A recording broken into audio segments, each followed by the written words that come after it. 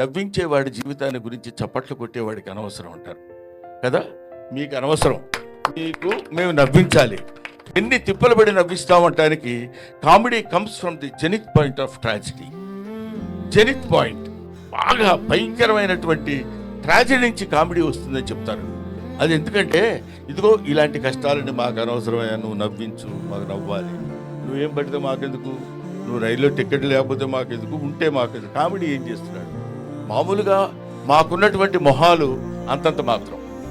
ఈ మొహాల్ని మళ్ళీ ఇందాక మన మిత్రి సత్య చెప్పినట్టు మా మొహాల్ని వికృతంగా మార్చుకుని వాడు ఇలా కొట్టబోయాడు అనుకోండి, ఇలా అనాలి, అలా అంటే కానీ నవ్వరు.